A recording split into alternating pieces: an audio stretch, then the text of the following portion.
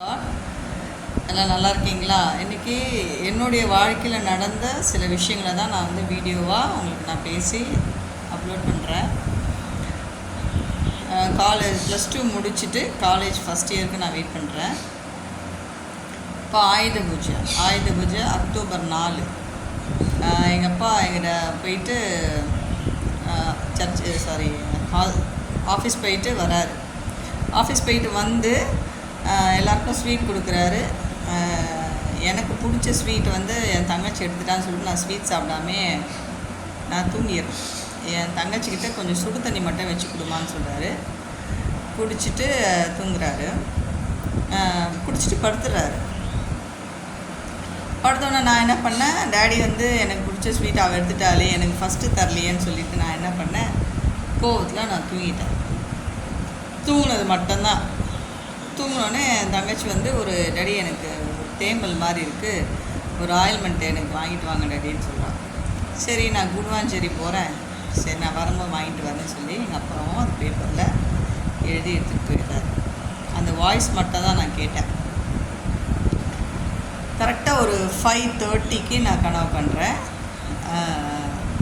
எங்கள் அப்பா இறந்துட்ட மாதிரி நான் கனவு பண்ணுறேன்.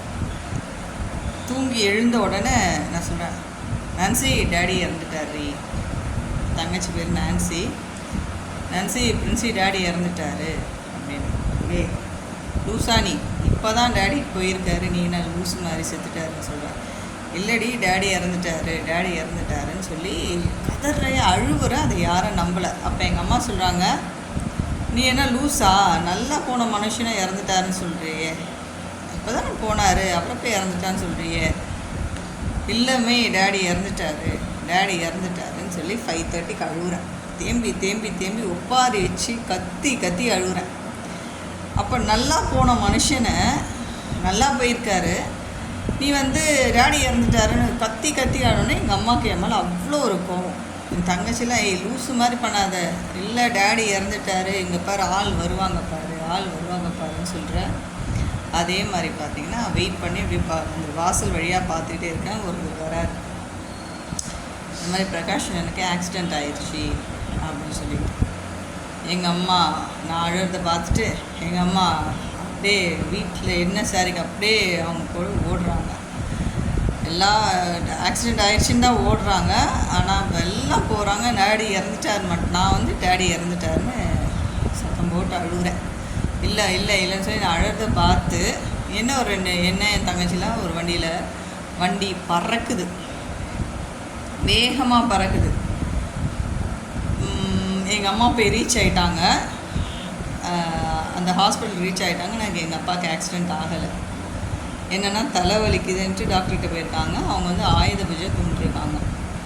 அந்த ஹாஸ்பிட்டல் வந்து கண்ணன் டாக்டர்னு சொல்லுவாங்க குடுவாஞ்சேரியில். கொஞ்சம் வெயிட் பண்ணுங்கள் பிரகாஷ், கொஞ்சம் வெயிட் பண்ணுங்கன்னு சொல்லிவிட்டு அந்த பூஜையை முடிச்சுட்டு வர்றதுக்குள்ளே இவருக்கு ரொம்ப வேர்த்துருக்கு. அப்போ எங்கள் வீட்டு பக்கத்தில் வர்றவங்க அவங்க தான் வந்து ரொம்ப ஆனால் என்ன ஆச்சுன்னா ரொம்ப வேர்க்குதுன்னு சொல்லிட்டு ஃபேஸ்லாம் தொடச்சி விட்ருக்காங்க. அங்கே ஒரு லேபர் வார்டு இருக்குது, அங்கே போய் படுத்துருக்காரு. படுத்தோன்னா ரொம்ப வேர்த்து மூச்சு விட முடியாமல் கஷ்டப்பட்டு இறந்துட்டார். ஒரு தலைவலி தான் சடன் ஹார்ட் அட்டாக்னு சொல்லுவாங்க. இதுக்குள்ளே எங்கள் அம்மா போயிட்டாங்க. போனோடனே எங்கள் அப்பா அப்படியே ஒரு நூல் இதழ்னு சொல்லுவாங்க, ஒரு சின்ன ஒரு அப்படி எங்கள் அம்மா அப்படி போகும்போது எங்கள் அப்பாடையே பார்த்து கிளம்பிட்டார். அதுக்கப்புறம் உடனே நாங்கள் வண்டியில் போகிறதுக்குள்ள உடனே அந்த உடம்பை ஒரு ஆட்டோவில் வச்சு வீட்டுக்கு கொண்டு வந்துட்டாங்க. நாங்கள் போகும்போது அங்கே இல்லை. பார்த்தீங்கன்னா டேடி நல்லா இருக்காரு, ஒன்றும் இல்லை, டேடி நல்லா ஆகிட்டாரு, ஒன்றும் இல்லை, வீட்டுக்கு போங்கன்னு சொல்லி எங்கள் அம்மா என்ன பண்ணுறாங்க, அந்த வண்டியிலே எங்களை அனுப்புகிறாங்க. நாங்கள் வீட்டுக்கு போகும்போதே பார்த்திங்கன்னா குறைஞ்சபட்சம் ஒரு 400க்கும் மேலே பைக் லைட்டில் பந்தல் போட்டு லைட் போட்டாங்க. அடுத்து ஒரு 1/2 hourல பந்தல் போட்டு லைட் போட்டாங்க. அதை பார்த்த உடனே அந்த அதிர்ச்சி, கத்துன்னு கத்திட்டேன். கத்த மட்டும்தான் முடியுது, கண்ணில் தண்ணி கத்த முடியுது. அந்த அதிர்ச்சி என்னென்னா கனவு கண்ட டேடி இறந்துட்டார், நான் தான் அழுதேன், அதே மாதிரி நடந்துருச்சு. அதை வந்து என்னால் முடியல, என்னால் வந்து ஏற்றுக்கவே முடியல.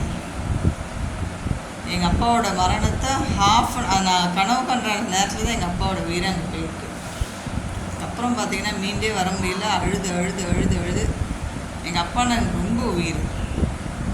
அதுக்கப்புறம் பார்த்திங்கன்னா எல்லோரும் குளிச்சுட்டாங்க, எல்லாம் புதைச்சிட்டாங்க, நல்ல பேர் எல்லாம் முடிச்சுட்டு வந்துட்டாங்க. நான் வந்து 4 நாள் குளிக்கவே இல்லை. எங்கள் அப்பா அந்த 4 நாளும் பார்த்திங்கன்னா சாப்பிடல, குளிக்கலை. எல்லாம் டெத்தெல்லாம் எடுத்ததுக்கப்புறம் நான் குளிக்காமே 4 நாள் என் ஃப்ரெண்ட்ஸ்லாம் வந்தாங்க போனாங்க எல்லோரும். நான் குளிக்கவே இல்லை.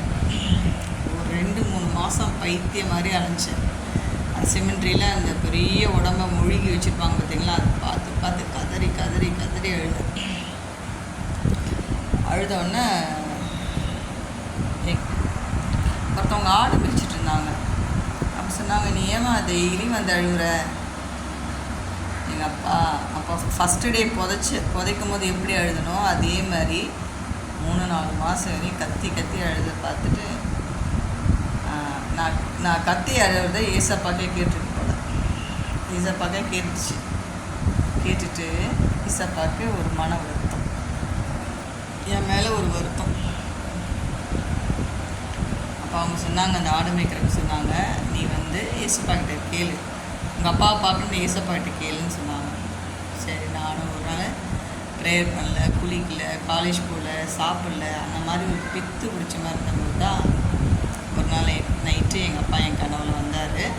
அந்த கனவில் எப்படி இருந்தாருன்னா, ஒரு ஷர்ட் பட்டன் வந்து விழுந்துருச்சு. எங்கள் அப்பாவுக்கு பிங்க் கலர் ஷர்ட்டில் வந்து நான் வந்து க்ரீன் கலரில் ஒரு பட்டன் தைச்சி கொடுத்தேன். அந்த ஷர்ட் போட்டு எங்கள் அப்பா வந்தார். டடின்னு போய் கட்டி பிடிச்சி அழுகுறேன். எங்களை விட்டு சீக்கிரம் போயிட்டீங்களே டடின்னு அப்படியே கத்தி அழும்போது எங்கள் அப்பா சொல்கிறாரு, எனக்கு ஒரு ஸ்லிப்பரு, எங்கள் அக்காவுக்கு ஒரு ஸ்லிப்பர் வாங்கி கொடுத்துட்டு கையில் கொடுத்துட்டு அக்கா கூட சண்டை போடாதுன்ட்டு போயிடுறாரு. டடின்னு கத்துறேன், அவர் போயிடுறாரு. எனக்கு கொஞ்சம் வேலை இருக்குமா, ஒரு 4 நாள் வேலை இருக்குது, எனக்கு வேலி போடணும். அங்கே எங்கே டாடி எங்கே வேலி போடுறீங்கன்னு கேட்குறேன். பார்த்திங்கன்னா ரோடு காட்டுறாருங்க. அந்த ரோடு ஃபுல்லாக தங்க ரோடாக இருக்குது. வரமான்ட்டு போயிடுறாரு. அப்புறம் வீட்டில் ப்ரேயர்லாம் வைக்கிறாங்க. அப்போ நான் ஒரு நாள் அழுவேன்.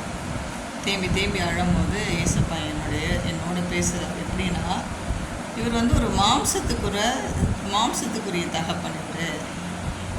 ஆனால் நான் உனக்காக ஜீவனை கொடுத்துருக்கேனே, எனக்காக நீ ஏன் அழலை அப்படின்னு அந்த வாலிப வயசில் என்னோட ஏசப்பா பேசினார்.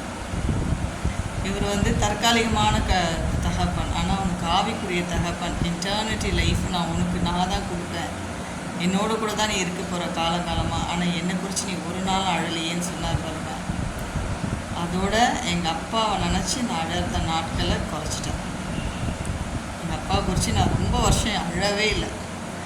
ஆனால் நான் அழுதேன்னா எங்கள் அப்பா அம்மாவோட ஷர்ட்டும் அந்த ப்ளவுஸும் வச்சு பார்த்து அழுவேன். ஆனால் அழுவேன், வச்சிருவேன். ஒரு நாளும் பார்த்திங்கன்னா அதிகபட்சம் ஒரு முறை 2 முறை எங்கள் அப்பாவை நினச்சி ஃபீல் பண்ணியிருப்பேனே தவிர ஏசப்பா சொன்ன வார்த்தையை அதிகமாக பிடிச்சிக்கிட்டேன். இன்றைக்கி உங்களுக்கும் அதுதான். நம்மளோடு இருக்கிற நம்ம அப்பா அம்மா, அண்ணன் தம்பி, அக்கா தங்கச்சி, நம்ம பிள்ளைங்க, நம்ம வீடு வாசல், காரு, பங்களா, பணம், புகழ், பேர், நேம், பியூட்டி எல்லாமே இஸ் நத்திங். எல்லாமே ஒரு நாள் நம்மளை விட்டு போக போகுது தான். இன்டர்னிட்டி கிடையாது, ஜஸ்ட் தற்காலிகமானது.